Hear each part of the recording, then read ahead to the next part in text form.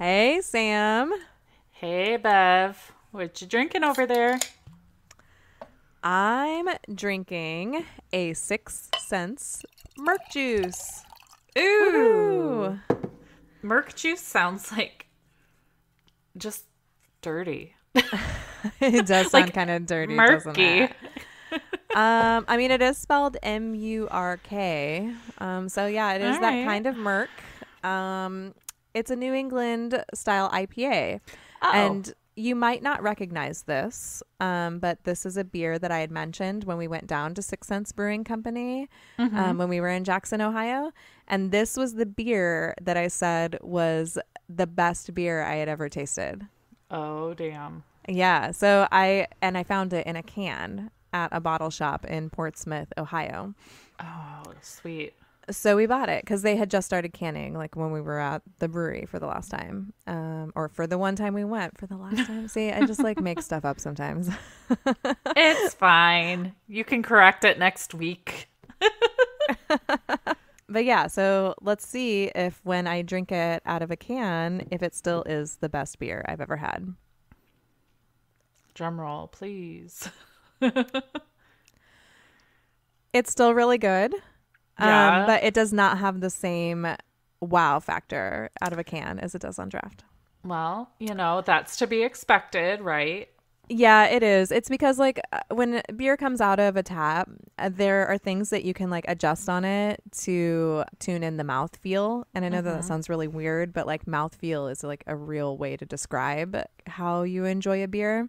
Yeah. And the Merc juice had like a really like creamy mouth feel. So I don't know. This all sounds terrible. I I'm like know. a little teenage boy, like creamy mouthfeel. Oh boy. But it makes a difference like in the flavor because like that's one of the Hmm. senses that you use to enjoy the beer. But it is a really good beer. I still really like it. And New England style IPAs aren't even my style of beer. In fact, my husband's gonna be really mad when he sees that there's a Merc juice missing from the fridge. Oh no. So what are you drinking over there? So I have some wine from my favorite Michigan winery, Tabor Hill. It's the 2016 Pinot Noir. And it's quite delicious. It kind of like there's kind of a mouthfeel thing for wine too, because like you can describe a wine as chewy if it's thick. Oh yeah, or like dry or Yeah. buttery. Yeah. Yep. Yep. So this one I like, Pinot Noir because it's a good I would call it a good beginner red wine because, red wine can be a little intense for people if they're not used to it because this one's not super dry. It's more on like the fruity spectrum, but it still has that like red wine vibe. I don't know how to describe it, but like if I have a hard day at work, I don't come home and drink white wine. I come home and drink red wine because it just feels more serious. I maybe a little more sophisticated. I don't know. Like you're drinking it like you mean it. Yeah. So after the week I had, it just felt appropriate. I actually opened this during the Michigan State game yesterday because I knew, oh, I could drink some of it now and then I could get close to like finishing it tomorrow. So it's still pretty good, and I don't just leave it sitting for a couple of weeks and then it's not as fresh. So I was planning out my wine like I plan out my meals. So Oh, good. I feel like it's like a new level of adulting that is No happening. wine wasted. Exactly, because skunked wine is just it's not a good time. So Yeah, nope, it's not a good time. I totally agree with your assessment that Pinot Noir is a good beginner wine. That's usually what I recommend to people as a beginner wine. I'm not much of a wine drinker anymore, though, so I usually feel like a phony when I'm giving people wine advice. that's why we're such a good pair because I don't feel like I'm knowledgeable to give good beer advice. I can be like, yeah, I like that one. Um, but yeah, no. And I know wine, beer. It's like we're the There we perfect go. pair. We complement each other. We sure do. At least like Yes. when it comes to liquor or not liquor, things you drink that are alcoholic. that aren't liquor. That aren't liquor. Liquor just gets It just me in opened trouble. my beer, I swear. See, it's like I get behind the microphone and sometimes like I don't know, I get nervous and I can't say the words right anymore. But that's okay. It's, it's just us and, a couple thousand people listening. Hopefully not. I feel like at this point they probably shouldn't be judging us unless they just found us, in which case, welcome to We Drink and We Farm Things. This is the podcast where we clearly drink and talk about farming things. That's right. And sometimes we go off on tangents, like our whole episode of Tangents that's up on the Patreon, because that's where we put all our BS. We started chatting before the episodes because Bev and Sam are chatty, and we decided to record the chattiness and put it on the Patreon for the people that wanted to listen to it. So you can opt into it and not feel forced to listen to a lot of BS before we get into the meat and potatoes of all of the farming things. And correct me if I'm wrong, Bev, but that BS is still free to everyone on the Patreon. Yes, the BS is totally free to everyone on the Patreon. And speaking of the Patreon, our drinks this episode were sponsored by Christine Kiani. Woo! So cheers, lady. Yay! And her Instagram is @homemade_confetti. And she takes the most vibrant, colorful pictures I've ever seen in my entire life on Instagram. So go over there and check her out. Give her a follow if you like what she's doing, because we do. So And she has the most amazing cat ever. Ooh. Can we talk about how cool her cat is? Have you seen pictures of her cat? Have I seen? I feel like I have. But I'm definitely double checking right now, and then I'll probably have one of those. Oh yeah, moments. You're like, I recognize that cat. Oh yes. Oh my gosh, I want to clone this cat because the picture I'm looking at is from September 30th, and the cat has been kind of shaved and has boots. It looks like the cat is wearing Ugg boots, and I'm so Boots happy with right the now. fur. With the fur. It's oh my amazing. God.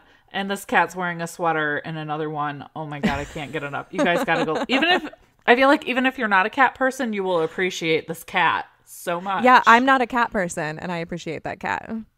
Yeah. Oh my gosh. Sounds like, Bev, you're not a cat person. I kind of figured. I had the sense from you that you weren't, just because you live on a farm and you don't have barn cats or anything. So I wondered if maybe you weren't. And that's okay, because not everybody should be a cat person. They're very unique creatures. That is true. They are very unique. We'll get to talk more about cats later. Woohoo. Yes, we will. Spoiler alert. Yeah. Meow. So make sure you check out our Patreon. And just as a little, reminder or some confidence for our $5 and above Patreon supporters, Sam will be shipping out your gifty. Either it's already been shipped out or it'll be shipped out this afternoon by the time you hear this. It's pretty damn cute. I finalized the design and showed Bev, and she gave us the seal of approval. So I'm we will so take care of excited those. for it. It took me a while to figure out how to do that.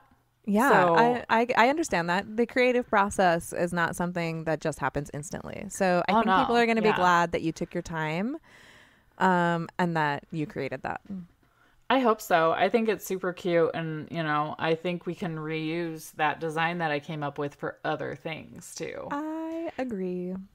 So, our Patreon is just a extra place where you can support us. I think the first level is at $2, but anybody that's $5 and above, we do gifts about every other month. So, or every couple of months, every few Yeah. months. Yeah. Like 3 or 4 times a year. Yeah. Yeah, I'm starting to think of some Christmas ideas. Oh. So if you want a little gifty from us, we don't we're not promoting, go pay $5 and get a gift. Only please support us if you actually want to. It's just our little way of saying, thank you, because we're super flattered that people want to just support us and give us their hard-earned dollar. So, if you're into it, cool. If not, that's fine too. But yeah, it's pretty cool. Bev put some extra stuff up there. for you to check out that only Patreon supporters can listen to too. So we like to give you some extra stuff. So yeah, go check it out.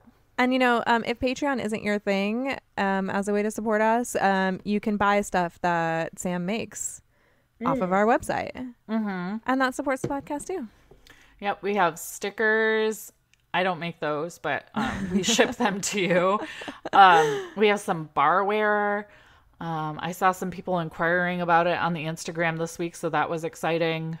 But yeah, we're looking. I know it's like we keep saying it and it hasn't happened. Promise you, we haven't forgotten about, the fall line of now t-shirts. That it's so cold that a hoodie doesn't work anymore. Well, I still want a hoodie for my house because I'm refusing to turn the heat on.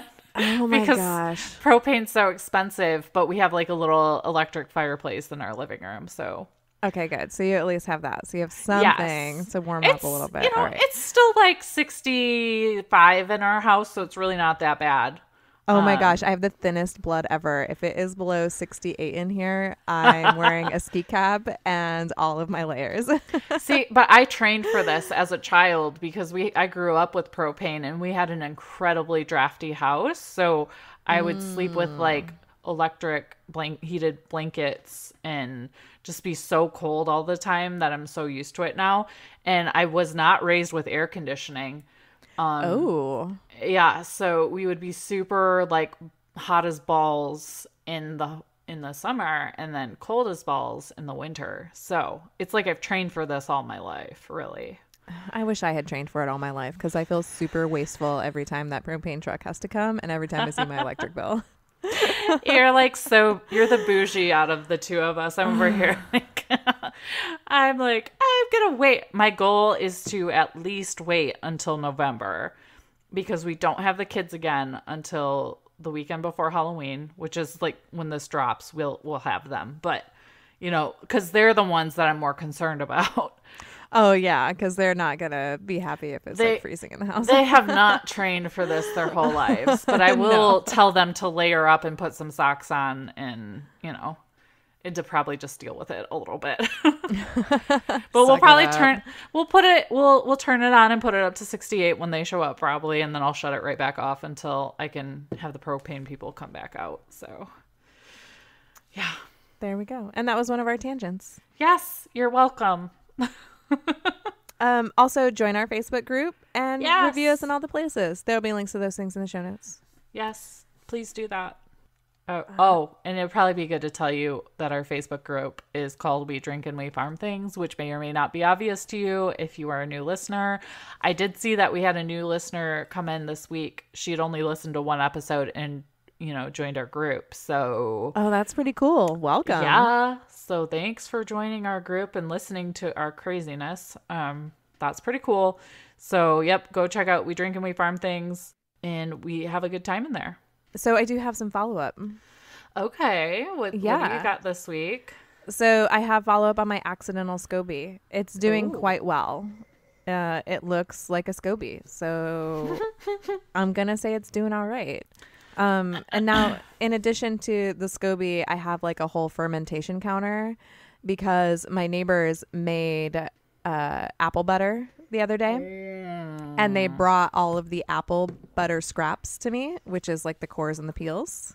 Yeah. You can't give chickens the cores because they have seeds in them.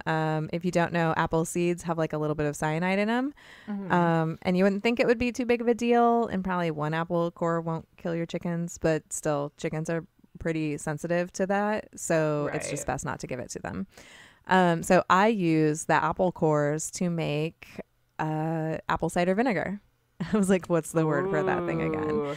Yeah, so you can make your own apple cider vinegar at home. It's really easy. I put all of the cores and some of the peels into a big gallon jar, and then I cover it with filtered water, and I drop one of my I have like these glass weighted discs that I use for fermentation. I drop that in there so that the like cores and the pieces stay under the water, because if any of them are sticking up out of the water, they'll grow mold on them, which isn't a big deal. You just have to scrape it off because you don't want mold in your apple cider vinegar. You cover it with cheesecloth, put a rubber band on it, and leave it to ferment for a week or two. You'll know when it's ready because it'll be like kind of bubbly and it'll smell kind of vinegary. And then you'll drain it all out into your individual jars, cover those with cheesecloth and a rubber band, and leave them to ferment for another like 2 or 3 weeks. And you'll know that they're ready when they have the mother floating around in them. Ooh. So there you go. That's how you make apple cider vinegar. I didn't even like consider that you can make that on your own, which feels really silly right now. But, you know. Well, it's really fun to make something out of something that would have normally just gone into like the garbage bin. Like, yeah. I mean, here we would have composted those if we weren't going to do anything else with them. So they would have at least like gotten turned back into the earth and not ended up in a landfill where they, you know, can't turn into compost. But here we got to take all of them and turn them into apple cider vinegar. And in fact, the bag, I should have taken a picture of it. It was a giant kitchen-sized trash bag full of scraps.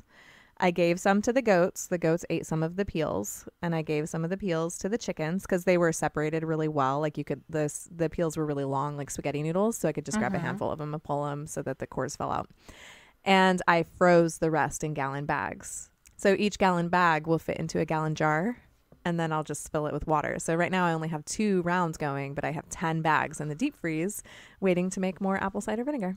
Ooh. Well, I'll be doing that all winter. I didn't even have that in the show notes. I just decided to talk about it. No, that Surprise. was good information, though.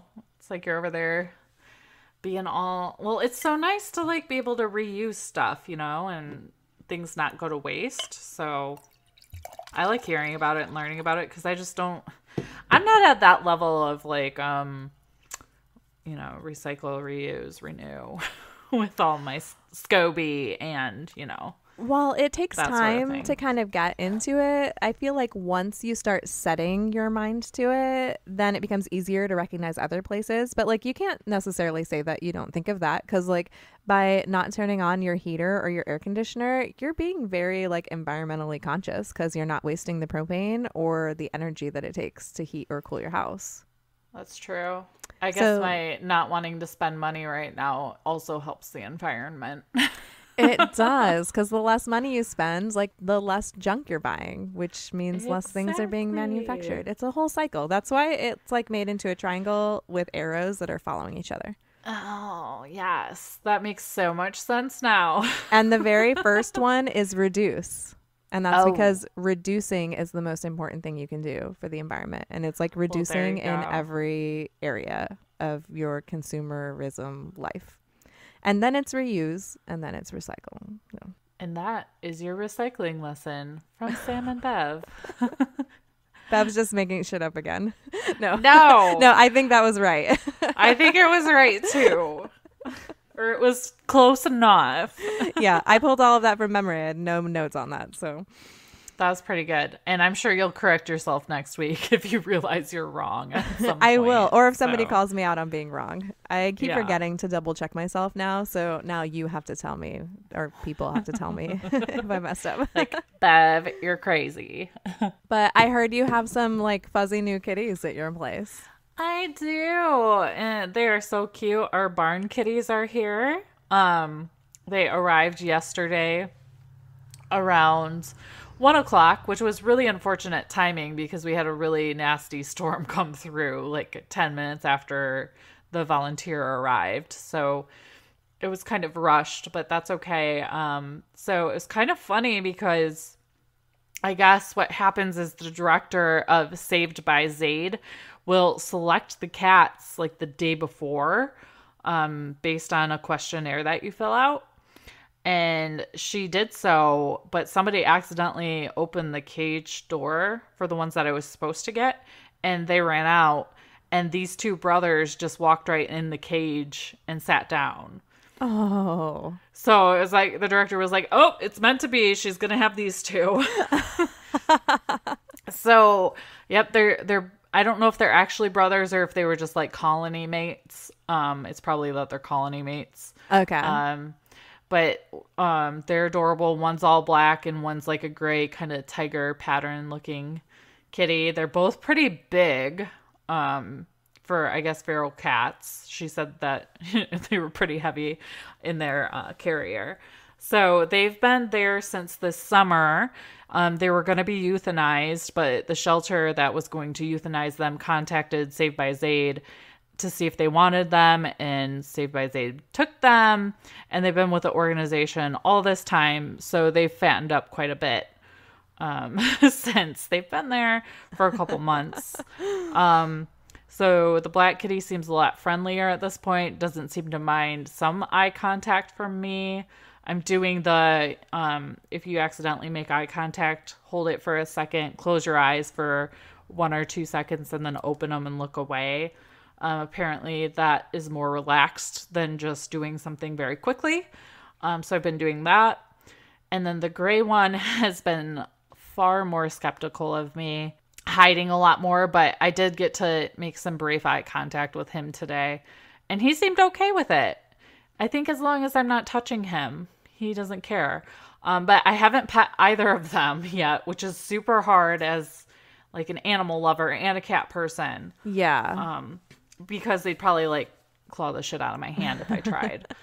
That would stop you. But I could have like on their side and stuff through the cage, and they probably wouldn't have noticed, but I'm just trying to respect their space because they're freaked out, you know. They went on a car ride. They're in this strange barn. The barn stinks like Loki right now because he's just in rut and just, oh, he's so stinky. He definitely is living up to his nickname, Little Toot. He is so, oh man. Like a breeze hits and you can smell it across the yard. Oh no. Yeah, and Matt saw him pee in his mouth for the first time the other day, and he was deeply disturbed. Yeah. And he was like, we're going to ban him after the girls have babies. And I'm like, no, we're not. You're ridiculous. Just deal with it. Oh. But anyways, for the cats, I've started bribing them with wet food, and that seems to be going pretty well. They have toys in there. They have beds. Like, they're living the high life. So hopefully they get used to me over the next couple of weeks. And, you know, they'll at least come when I call them for food. That's the goal. So, haven't named them yet, but I did pull Facebook and Instagram for name ideas. And the top name picks so far are Brennan and Dale from Step Brothers, because that's one of my favorite stupid movies to watch. Oh, that's right. We have talked about that on the podcast before. Devon and Bubba Ray Dudley, the Dudley boys from WWE. That one came to me this morning. And then the first musical I ever saw was actually Cats the Musical. So I was looking up names yesterday, and McCavity and Bustopher Jones are kind of sticking with me. So, you know, those are the ones that are in the running. I had some people say Sam and Dean from Supernatural, but I can't bring myself to name a cat after myself. So. Oh, yeah. I wouldn't name a cat after yourself. Have I ever told you that we have a dog that was named Bev? Yes. Yeah. Yeah. I couldn't remember if I had said that on the podcast or not. I think it was a while ago. Okay. So. Yeah, her name is not Bev anymore, but the kids got a big kick out of calling this dog Bev. And that's why we have her, because we couldn't let Bev be homeless. There, that's just the story. Well, and my husband's dog that he had before I met him is a black lab, and her name's Emily, and my sister-in-law's name is Emily. So it's really weird when you try to talk to the human Emily. Yeah, and the dog Emily. And the dog's right there. Yeah, that's the problem with naming your animals after like names that are like real names. Yes. Like I didn't even be careful. realize it. So Carol Pacey and the Honey Shakers, she was named after my friends, the Hezebands, because she wanted me to. But my stepmom's name is also Carol. Oh. And I like didn't put that together until like a few months in, and I was like, wait, I have a chicken named after my stepmom because her name is Carol Pacey, but I just called her Carol, you know. Right. Yeah. And then she died, which is like extra tragic. Unfortunate. Yes. Yeah. But Bev, did you have any suggestions for what I should name these new little cuddly creatures on my farm? Oh yeah, because this is Drinkin' Farm, I totally think that you should name them Jack and Daniel. for obvious reasons. And my husband would appreciate that one as he's a fan of whiskey. And then my other idea was gin and tonic. That's not very original either. Neither of those are super original, but they're kind of cute. And for some reason, I hadn't gone like down the booze alley yet for those cats, which is kind of odd. You think that would have been like where my brain went first, since I named most of my bunnies after booze. Yeah. I mean, booze is usually the first place I go to name animals. Like when I was thinking of naming the goats, I was going to name them all different types of hops. So like, Mosaic, Santa Maria, there's like a ton of different varietals. So that was what I was going to go for. But then I thought that would be a little like too difficult to explain. I don't know. Yeah. I feel like if they were registered and you were breeding them, those would be really solid names. Because I've noticed for like the goats that are being bred, they usually have pretty long names. Like their heritage. They usually do. Yep. Mm-hmm. I do so have it probably would have been cute. I do have 2 that can be registered. I haven't done it yet. In fact, I don't know if I've passed it. So I'll do my homework before our next podcast and see if I can actually register my goats still. But I have their paperwork, and they like have a tattoo number or whatnot. Like they didn't actually brand them, but I guess as long as, I guess you don't actually have to do that. They just have to have an assigned number, and you like have to know which goat it belongs to. But because some people do the ear tags. Yeah, I can't remember why he told me that. I'll try to look it up for next time, or maybe he just doesn't do it until the paperwork gets sent in. But like my goats don't have any markings or ear tags on them currently. Okay. But I do have like numbers assigned to them specifically. But now they have like that ear stamp. I don't know how else to describe it. It's like a punch card. So it kind of like punches a pattern in their ear, and that's their tag, so that you don't have to have the big plastic one anymore. Oh. See, when we got Diana and Cal, they have the plastic tag in their ear, but they're not registered. I think she did it just because she took them camping with her sometimes. Oh, so she wanted them to be identifiable, like if they got away. That totally makes sense. I don't think there's that many that take their goats camping though. So I feel like if you had a description, it would have been fine. But whatever. But Kathy I don't know. takes her chickens camping, so that's fair. But chickens are a little more portable than goats, and they don't yell quite as much. Yes, exactly. It's a little different. And my last name suggestion was going to be dog and fish, because like obviously the cats are neither dog or fish, so it's kind of funny in that way. But also there's a great brewery called Dogfish Head, and we used to have a dog named Dogfish, so I was partial to that one. That's funny because I almost used or drank a Dogfish Head beer today. Oh, that would have been very serendipitous. Yes, but it would have been a repeat. So I was like, it's too early to start repeating beer in this podcast. So I didn't do it yet. I still need to make that list of everything that we've drank on the podcast. And as we add more episodes, that's getting harder and harder, because now the list is getting bigger and bigger. See, this is when we need an assistant to listen to all of our episodes and to figure it out for us. Maybe someone can volunteer to do that. And this is funny. Yeah. We have super organized notes, but we've gone on a lot of farm tangents today. We have. That's all right. They're farm tangents. They count, right? Yeah. They're okay. I did mention bunnies earlier, and I did want to say that I finally got rid of 10 of the bunnies. Oh, awesome. From the semi-surprise litter and the complete surprise litter that we had this summer. And Sam is officially a bunny vendor for Rural King in Heartland, Michigan. Like, I finally gave them my paperwork, so I'm like registered with them. That's like, pretty exciting. Legally. So if I did like a shit ton of stuff for them, I would have to pay taxes, but it's not like I'm making a ton of money doing this. So yeah, but the bunnies were going wild. They were jumping out of their enclosure and running all over the garage. So our garage there's like bunny poop everywhere. Luckily it's super easy to clean up, but yeah. So when you go in the garage now, it's not nearly as fun because you don't have like 5 bunnies running around everywhere. 'Cause yeah, I think they just, I think when you have that many in one spot, there's some conflicting personality things happening. And one of them was for sure a bully. So when we were even like unloading them at Roll King into their new enclosure, like one of them started just being an asshole.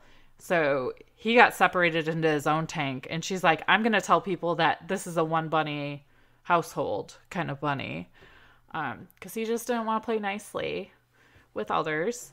And then there was one black bunny that was getting picked on by other ones too. So he was just like, I put him in the wrong box when we were boxing him up, and he started getting attacked right away, and he just started screaming. So yeah. So they all have personalities, but they're all gone now, which thank God, because they eat so much food in their little poop machines. So while my garage is not nearly as fun anymore, I am glad that they've gone somewhere where people will think they're cute and they'll adopt them and, bring in some revenue to Rural King, which is one of my favorite stores. So it's fun to be a part of that store since I go in there. And it's like the Walmart of farm store. So I just really enjoy it.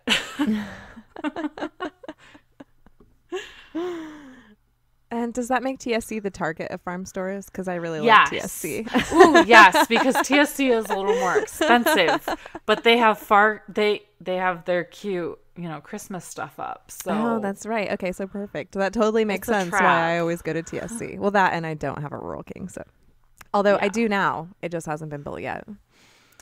They parked their truck like in front of an old Kmart.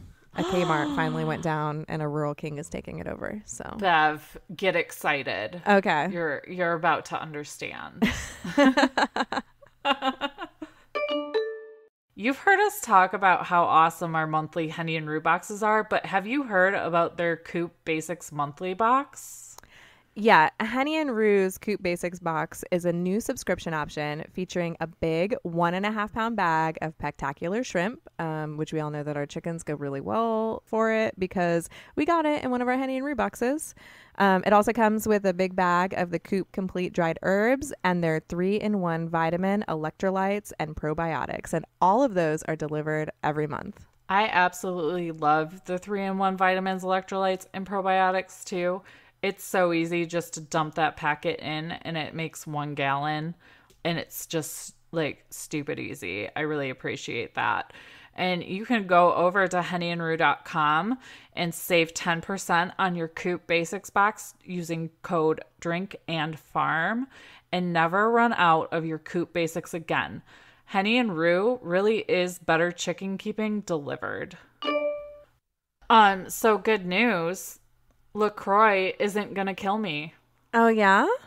Yeah. So I felt like this was another piece of follow-up I should look at because it just randomly dawned on me. Like, we talked about this a few weeks ago, and I haven't heard anything else about it. So I did some Googling and found this really great article on 538.com. And we can link to it in the show notes. But the article is titled, "No, Lacroix isn't poisoning you like you're a giant cockroach."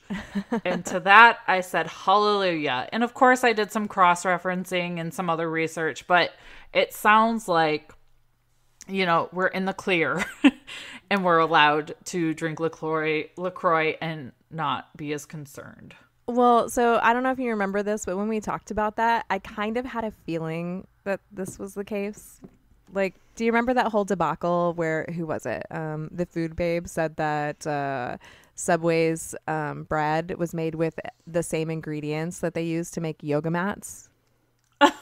No. You don't remember that? Oh, yeah. No. I mean, so I don't remember like all of the details or like which ingredient it was she was talking about specifically. But I mean, okay, so here's the way things are made. You take all of these basic ingredients or chemicals or whatever you want to call them. Because like when you really think about it, like everything that comes out of the environment has like a chemical compound. Right. Because that's the way that science works. And when you combine them in certain combinations, they create different things or they have different reactions. So like, yeah, on a molecular level, I'm sure that bread and yoga mats have something in common. But it requires like the specific combination of chemicals in order for it to either be bread, which is something Right. edible and you can eat, or yoga mats, which is something spongy and soft that you do your yoga on, or you just lie in corpse pose on. Yes. Whatever floats your boat. Exactly. So the culprits in this lawsuit were linalool. I'm totally saying that wrong. I have no idea how to say that. But apparently it's in a lot of fruits like blueberries. And then limonene. Also probably slaughtering that after, 2 glasses of wine. Well, a glass and a half, we'll call it. It's a naturally occurring plant compound, also found in some prized cannabis strains, if you're into that sort of thing.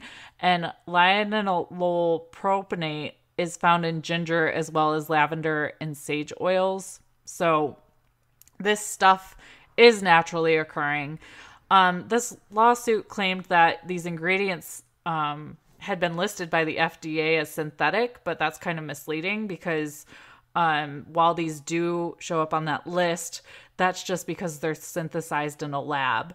When they're made that way, the FDA calls them quote unquote artificial flavoring. And when they're extracted from a plant or animal, they're considered natural. So the FDA doesn't really verify that on the labels of food products. It's just their black and white way of dealing with it.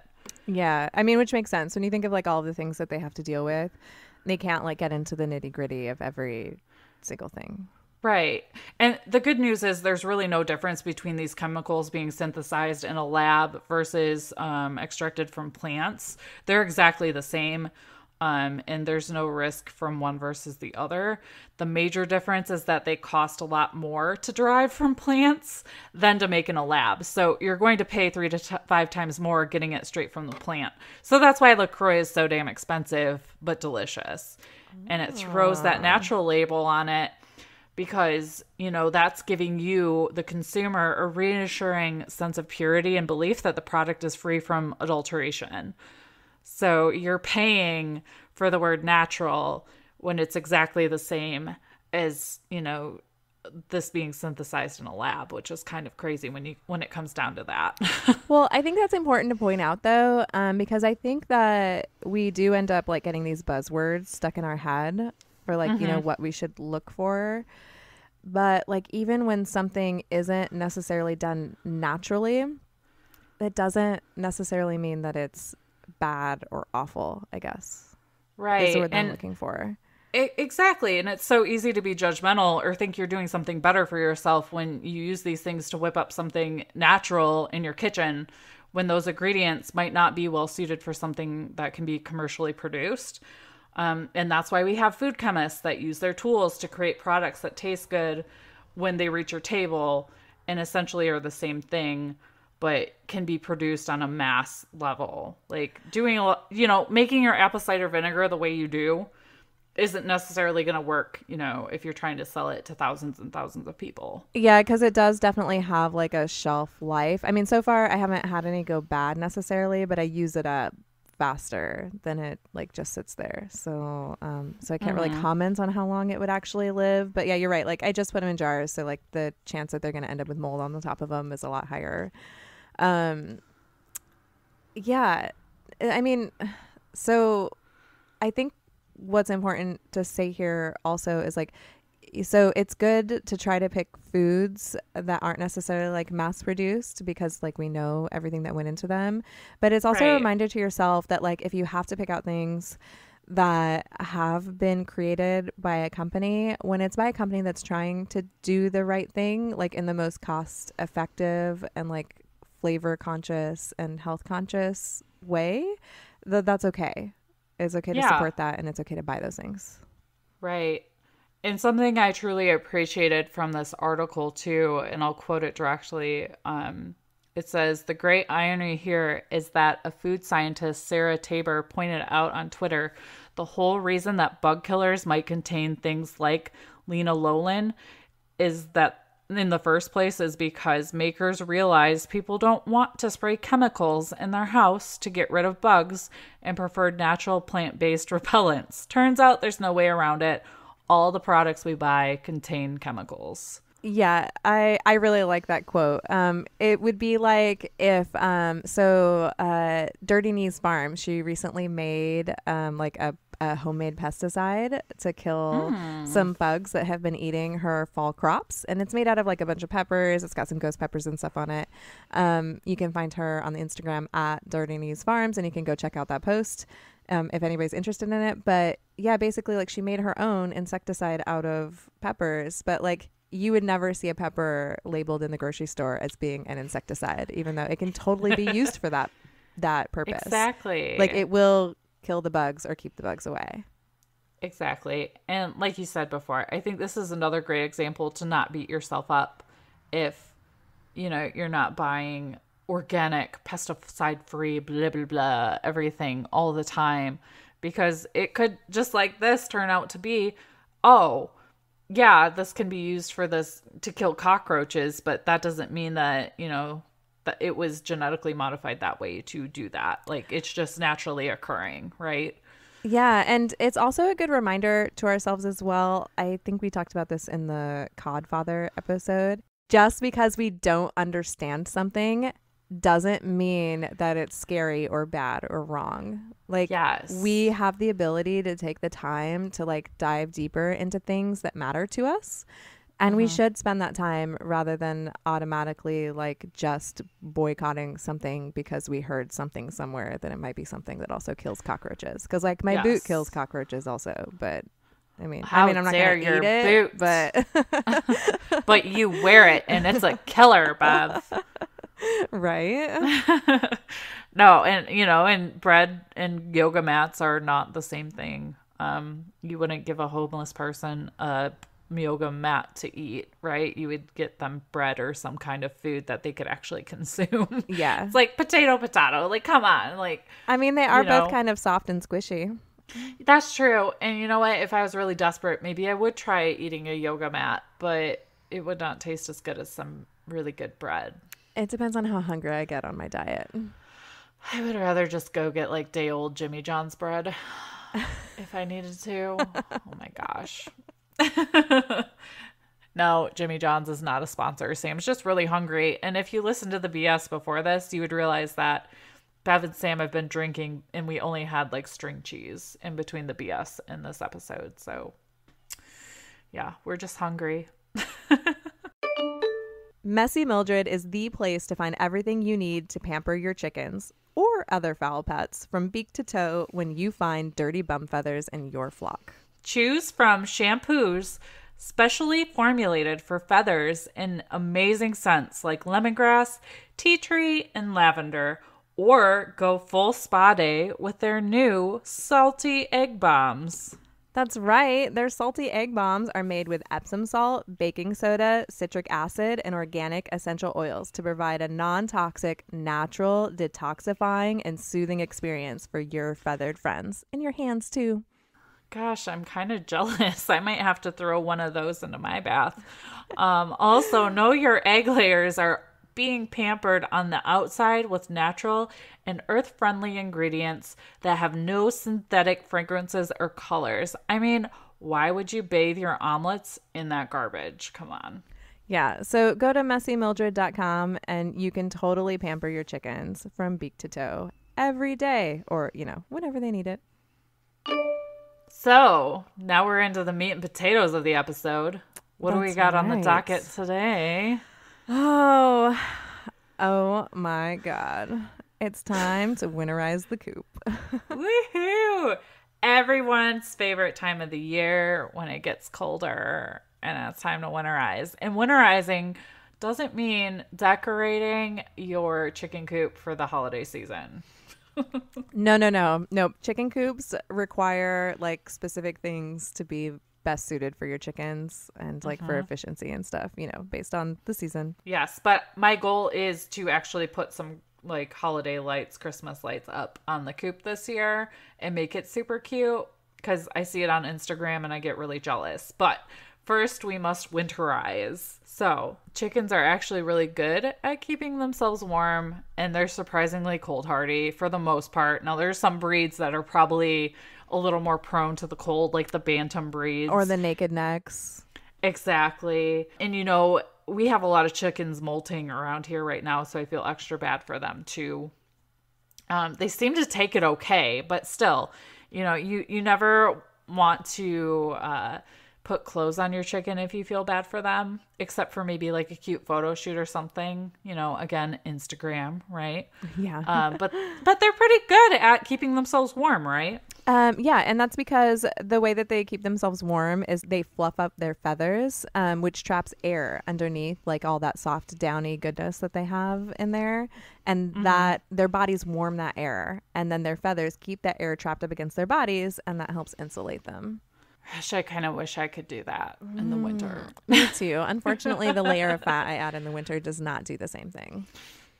No, mine either. But I do want to point out before we really jump into like the best way to deal with your chickens in the winter, I want to point out that chickens do not need heat in the coop. By default, they just don't. However, we've kind of bent before here when it was like below zero and nasty wind chill last winter. We did add some supplemental heat, but we were very smart with the way we did it.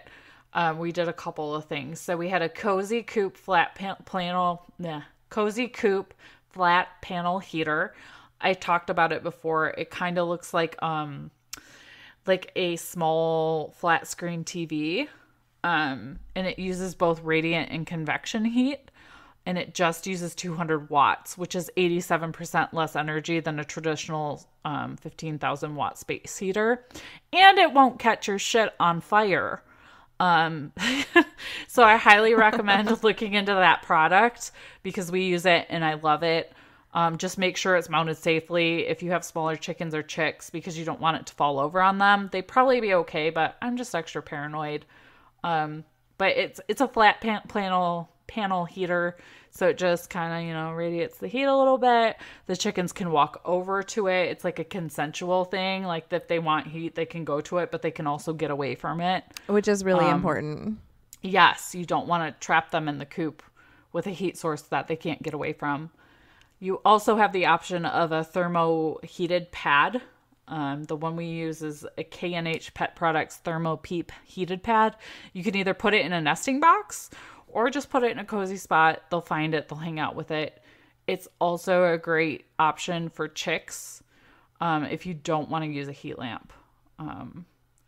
For chicks, it's a little different in my opinion because they're not flying up into the heat lamp. Full-grown chickens will, fly up into a heat lamp, smash it. Everything is on fire and bad. And then it's all of a sudden KFC at your house, and you don't want to do that. No, definitely not. That's traumatic for everyone involved. Just don't do it. I've got one of those Cozy Coop flat panel heaters. I actually haven't taken it out of the box. I ordered it from Amazon after you talked about it in one of your YouTube videos. So that was why I bought mine. So we'll link to that in the show notes so that you can take a look at it. So I haven't put mine in my coop, but it doesn't usually get that cold here. We only had a couple of days at like -10 last winter. But I actually have mine in a barn stall, which is where I put the sick chickens, or like right now the murderino chickens are in there. So I'll move their crate up against it and turn it on if they're still in there when it gets cold enough that I feel like they might need some supplemental heat. Because when a chicken is sick and it's all by itself, it can't snuggle with its flock mates to stay warm. And same with these like small murderino chickens that I have. There's only 3 of them. So they don't have they can't create as much body heat as say, a coop full of 60 chickens can.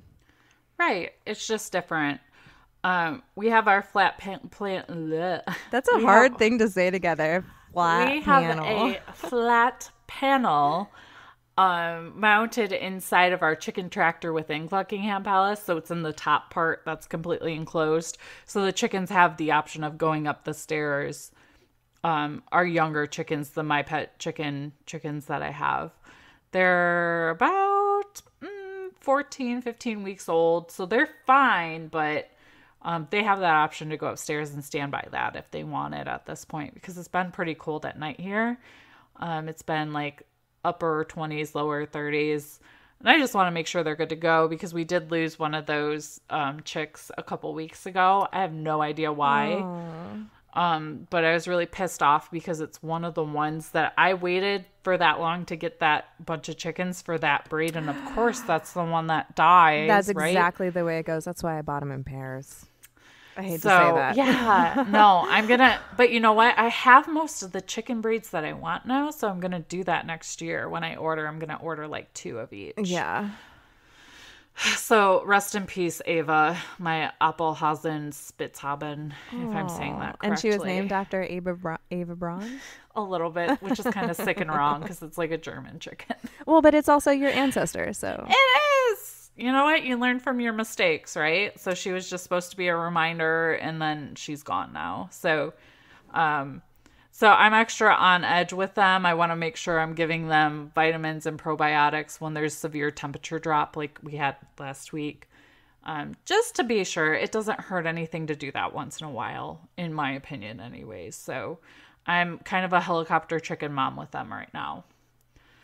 Yeah, and I don't think there's anything wrong with that. I think we're all going to kind of chicken mom based on our experiences and what's currently happening, like right now. Yeah. So how do you handle cleaning your coop in the winter? Oh, so I actually use the deep litter method. Okay. And I'll be totally honest, I did not get this down successfully last year. But I think I've done enough research on it this year that I think I'll be able to do it. And in fact, I've already started because it's gotten cold enough. I haven't bothered cleaning the coop out. But here's the deep litter method in an eggshell. So you start by spreading like a 3 to 4 inch layer of clean litter on the floor of the coop. I use straw, but you can also use like those, what's like the pine shavings that come in like the block. Oh, yeah. That's another like really popular chicken bedding option. Like some places say dry grass clippings or leaves. But I don't know. I wouldn't throw those in the coop because you don't know if you've got any like pests or like diseases hidden in those like grass clippings or those fallen leaves. So that's why I don't do that. But once a week, as the manure accumulates, which is mostly under the roost, you just throw another thin layer of litter on top. And you can throw a handful of scratch grains in there daily, and your chickens will sort of mix it up for you so that it's kind of like you would do with a compost pile. And the chickens will scratch it around and kind of turn it. And that helps keep the bottom layer sort of breaking down and decomposing, which helps naturally rise the temperature of your coop. One of the caveats of the deep litter method is that the decomposition does increase the humidity level, which can be bad for frostbite on the combs and wattles. So you have to be really careful that your coop is really well ventilated. And you also shouldn't notice an odor or like any ammonia smell coming from your coop, because if you do, that means that the deep litter method isn't working very well and you need to add a little more litter. Because the smell of straw or the pine shavings, they smell like sweet and clean. So as you're adding those, that should help, keep the smelly stuff down at the bottom so that it can do its breakdown thing. Right. That makes sense. Yeah, we don't actually use the deep litter method. My husband believes we have way too many birds for this and that there's just too much poop in our coop, which I did a real full cleaning of it last weekend, and I would have to agree with him for the most part on that. It would be kind of an interesting experiment, but my husband did kind of do a head count today, and he believes we have at least 60 to 70 chickens. Which, I've just been capping it at 50 and saying to people that I don't truly know how many I have. So now I'm just going to say 60 and that I truly don't know how many I have. Is my blanket statement when people ask me how many I have. So we just, clean it out, which, my husband, God bless him, does most of that in the winter, especially because I don't want to drag the wheelbarrow through the snow. So he handles that. We'll do like a mini version of this, but we won't let it go the whole winter. Just because it would just be so heavy and such a pain in the ass in the spring that I would hate my life. Yeah. Well, and another option too is I don't know how your roosts are set up, but you can still like deep litter the floor, but put like trays or tarps under the roosts so that you can clean the poop out for the most part daily, so that the only poop that's accumulating on the floor is like what's happening as they're walking around in there. So that's way less poop because most of their pooping is done while they're roosting at night. Oh, yeah. And I've been bringing that up to him because people actually buy your chicken shit from you. Oh, yeah, because it's awesome in the garden. Exactly. So I told him we should set up tarps and just like store it or sell it, in the spring, summer when people are starting to put their gardens together. We just haven't gotten that far yet, but it might have to officially go on the honey-do list for him to figure out how to rig that in a efficient and easy to deal with manner, because I think it would save us quite a bit of time, and then we would never have to change the shavings under there either. Yeah, because they would be clean because the poop would all be caught. Yeah, exactly. Which would save you money in the long run. Exactly, because we use pine shavings and it's not cheap because we have to use like at least 5 bags in Cluckingham Palace. Oh my goodness, yeah, because you have a really, really big coop. Yeah, it's because we got a lot of chickens. I only use a half a bale of straw in mine. In the winter, I'll throw down a full one. In fact, today I was supposed to throw down more straw, but I didn't get around to it. But tomorrow I'll throw the other half on the ground. And then I'm going to really start my deep litter build up. But I saw that they already had a nice little pile under the roost bars. So I was like, all right, that's a good start. I'll cover it up. I'll let it start doing its thing. We'll see if it works. If it doesn't work, I just clean it out and then I try again. Yeah. Is basically what I do. You can tell if it's not working because it stinks. And if your chicken coop stinks, that they smell it even worse because, they're like down on the ground because they're like knee high. Right. And they're just in it 24/7, if they're not outside. So. Yeah. Yeah. Ours was smelling a little rank. And I was like, oh my God, it's time. Sometimes you get downright embarrassed about it, but then you talk to other people who are chicken keepers and you realize that happens to all of us. So, oh yeah, no, I felt so bad, but yep, it, like you said, it happens to all of us. So you just got to deal with it.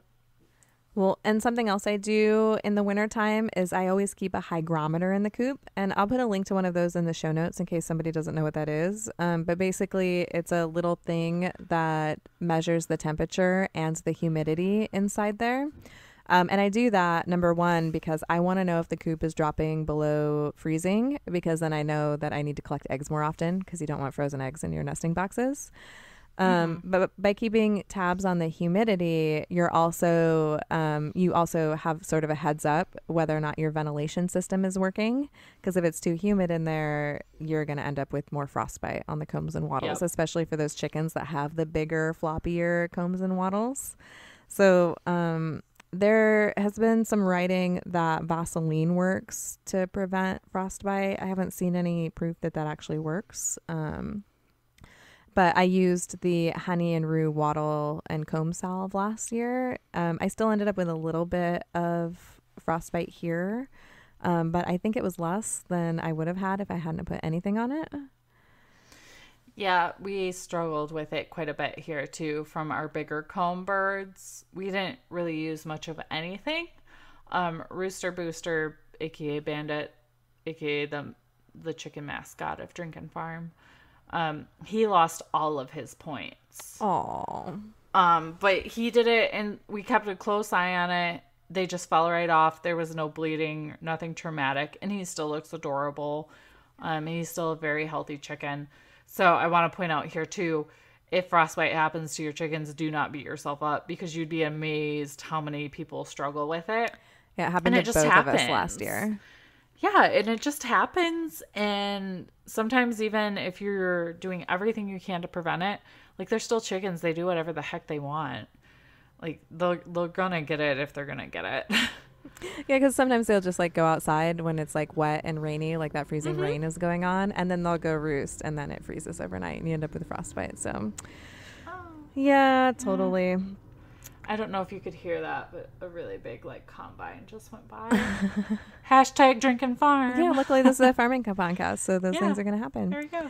Another thing that you're going to have to worry about in the wintertime is keeping the water from being frozen, because your chickens have to have water. That is not negotiable. Nope.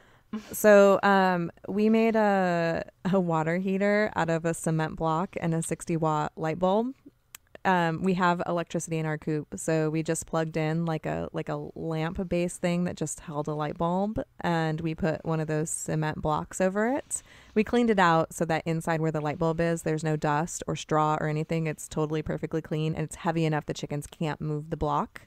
And then we put a cement cap on it, and then the metal water sits on top of that. And what happens is the light bulb warms up the cement cap, and then the cement cap keeps the base of the metal water from freezing so that they always have water flowing out of their, I don't know what to call it.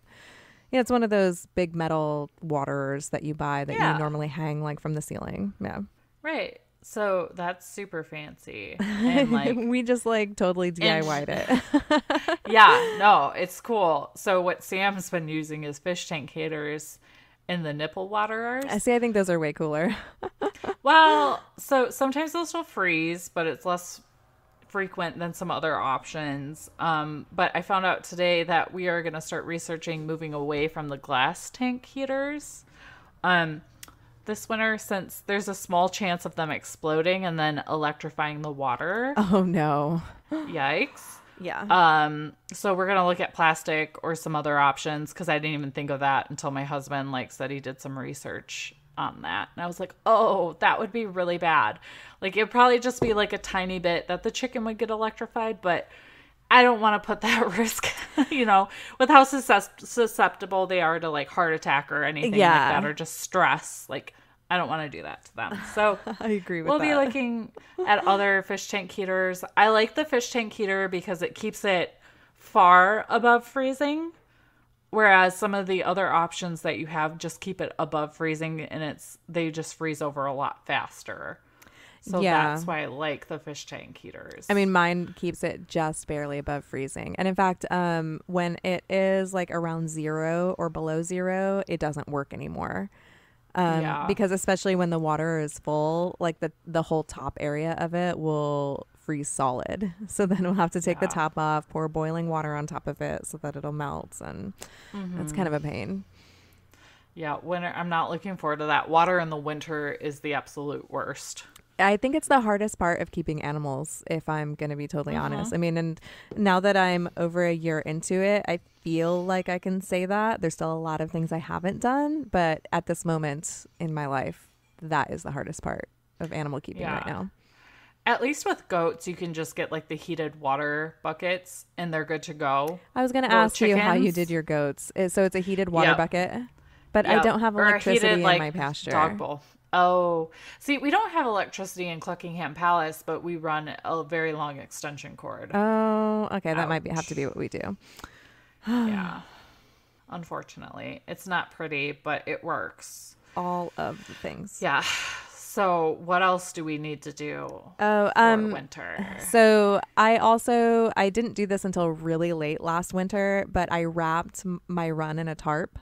Okay, yeah. And the reason I did that is because the chickens do not like walking on snow, or at least mine don't. So what would happen is it would snow overnight, and then I would open their run door and they wouldn't come out. So then they would stay in their coop. But if you've got a tarp over their part of their run, not the whole thing, but just part of it, then they at least have an area that's free from snow. Even if it is really cold and muddy and gross, they don't care about that. They just won't walk out if it's covered in snow. But if you find that your run does get too much snow in it, you can just throw a layer of straw over it and then they'll come out. But I'm telling you, wet, heavy, disgusting straw is really hard to shovel out when it comes time. And unfortunately, it just doesn't break down fast enough to leave it in there to like deep litter. So I found that throwing straw on the ground has to be cleaned up eventually. Yeah, last winter, we would shovel paths for them so they'd come out when we let them free range. Otherwise, they'd just stand at the door and look at you like, I'm not coming out there. They're like, you're joking, right? So we'd open the run every day, and our run doesn't have a cover over it right now, but we do the tarp around like the perimeter of it to help with the breeze, so it's not as drafty towards the coop when the run door is open. But maybe this year we'll try to do something over a section, so the snow doesn't get as nasty in there. Because our intention was to create some kind of roof this summer. We just didn't get to it. Yeah, I had intended to like rebuild my whole run this summer, and we did clearly too. That didn't happen. Next summer, yes, that's the goal. Next summer, Yeah. expand it and to create some kind of roofed area for them, so the snow isn't as much of an issue. And I'd really like to move their waters outside, because they do suggest you put their water outside. Yeah, it keeps their coop drier, Yep. which keeps the humidity down in the wintertime. Right. Yeah, and but to me, it feels like it's just going to freeze so much faster. yeah, when we do that. unfortunately, in the wintertime, my water does get moved inside the coop. But that's just because I don't have a way to heat it safely out in the run for now. But we'll think of something eventually, I'm sure. And we'll inform all of you when we do that. Yeah, we sure will. Oh, We're just doing the best that we can with what we have right now. something I have to mention about the tarp, though. So I don't have a peaked run. My run is flat. I had just stretched the tarp over it and attached it. And the first time it rained, it all collected on that tarp and almost collapsed in the whole run. Oh, no. So I had to poke some holes in the tarp so that rainwater can still get through. So it doesn't keep, unfortunately, my tarp doesn't keep the run dry, but it does stop the snow from accumulating, at least, like That's right good. outside the door. So yeah, I would prefer to keep them a little drier during the months where we have freezing rain. But like we said earlier, the chickens are pretty cold hardy. So Yeah. They do most of the work themselves, thank goodness. they really do. And the last thing that I do for the winter is I like to feed my chickens a handful of scratch grains at night. I already mentioned the scratch grains earlier.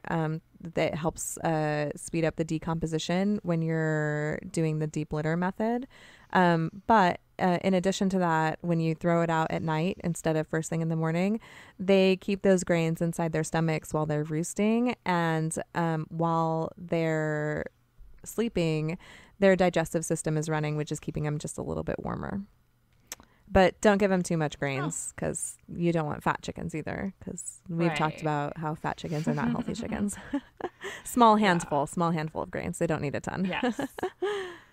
And they'll love you for it too. Oh, Or you they can- really you will. can probably do any kind of treat like grubblies or anything like that, and they'll be perfectly happy to gobble those right up.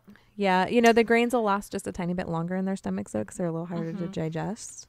So that's usually why I do that at night. Maybe you could do like a little parfait mixture. Oh, both. there we go. Or maybe bring them some scrambled eggs with some stuff sprinkled on it. Oh, yep, they like that too. Yeah, I like to bring mine scrambled eggs and oatmeal in the winter when it's super cold. I do that and feed also. that to them. Yep. Yeah. You know what's really cool about all this, though, is that it transfers over to other kinds of poultry, like ducks, rather easily. The rules are pretty much the same for ducks. I do the tarp idea. Luckily, their run is covered, but I still wrap 2 out of the 3 open sides out of the fenced run area to help with the wind. I do leave them some space to look outside, because they always get freaked out when you wrap the run. They're very skeptical about it for a few days because they think it's a big scary monster. Oh, So- I always leave one side uncovered so that they still get like Yes. natural daylight and wind and a little bit of a breeze. That way they get like fresh air and Yes. stuff in there. Yeah, that's important, I think, because your instinct is to wrap the whole thing, but really it's okay to leave some of it open. I just cover the sides that are more likely to get the most like aggressive breeze. Yeah, I that guess. makes sense. Then you don't have the blowing snow and the blowing rain coming into their run. Yeah. And for the ducks, because obviously ducks love water, we keep their pools open during the winter. We just have the plastic cheap kiddie pools, and we put bird bath heaters in there. And it actually works really well. unless it's super cold, like below 0 wind chill, or the actuals being like below 0. But usually you can still like stomp it open at that point. Yeah, and the ducks don't It'll be care. fine. They love all the colds.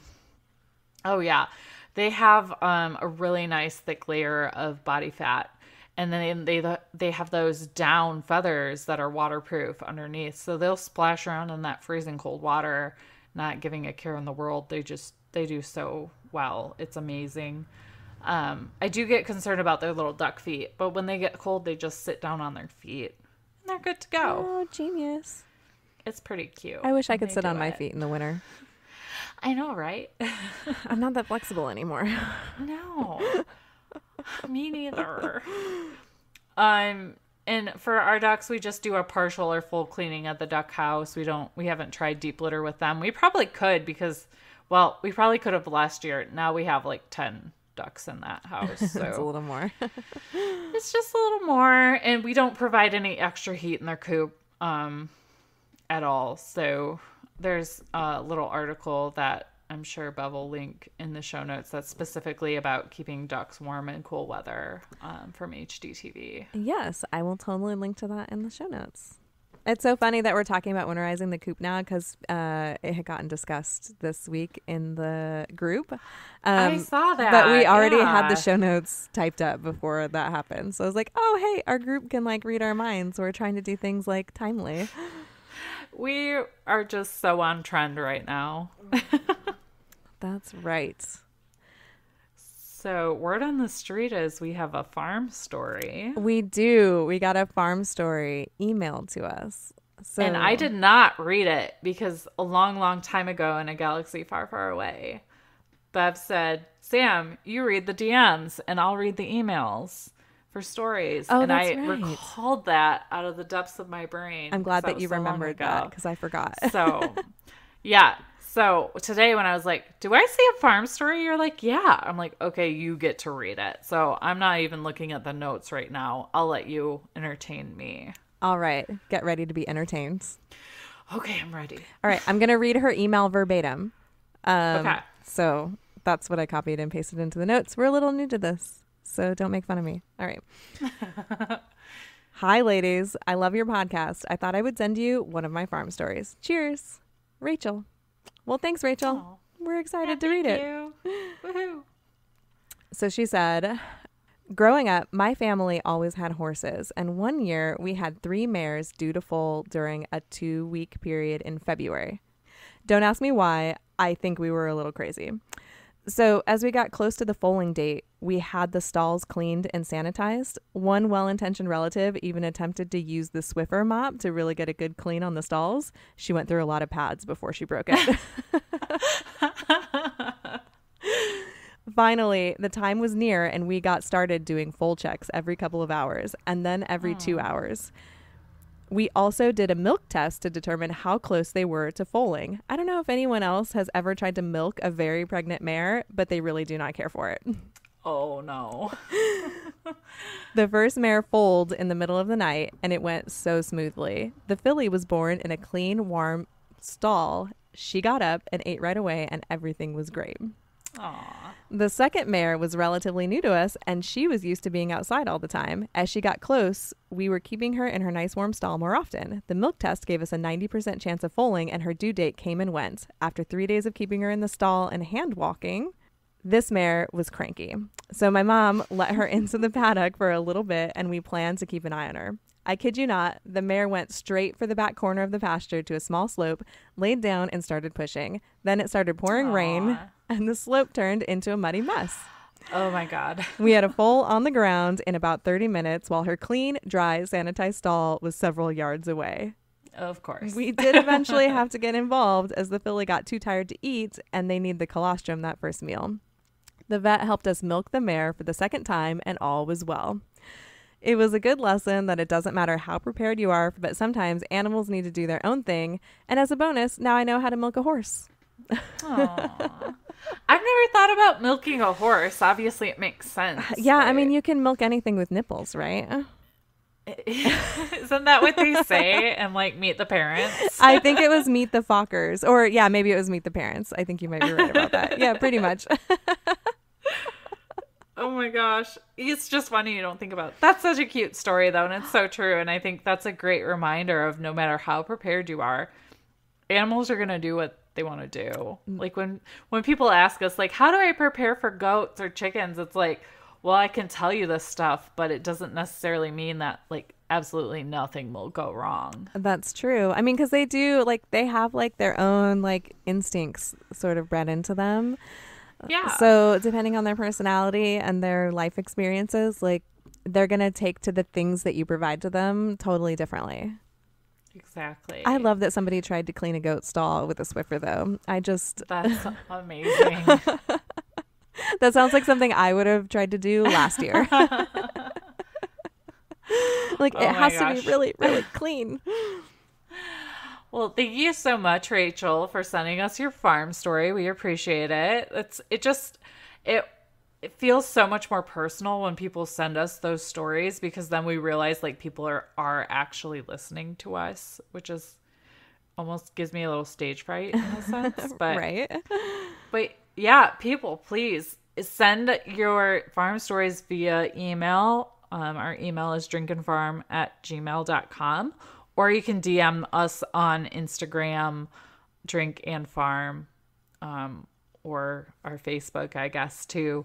But we're mostly on Instagram and our email. So if you for sure want your story heard, send them our way and we'll get to them when we can.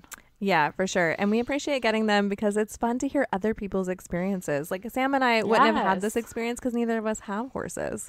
No. So, exactly. Yeah. So this is really fun. So you guys get to tell us all about the crazy things that go on your farms, even with animals that we have, but, like, also with animals that we don't have and probably won't end up having. So, yeah.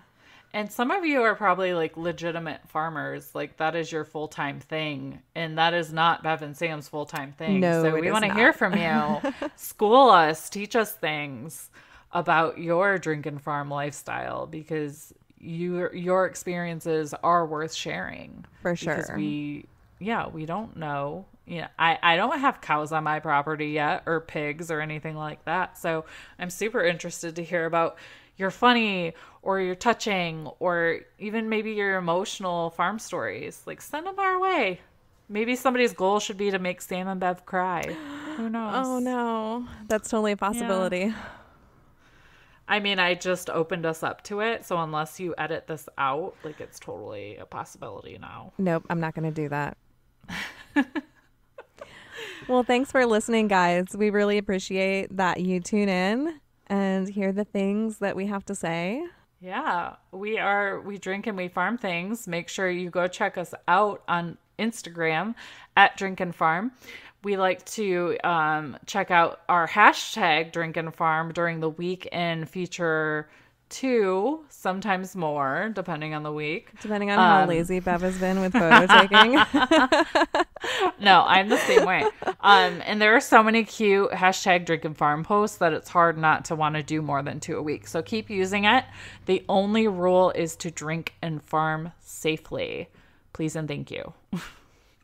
So drink, farm, and give 0 clucks. Bye, guys. Bye.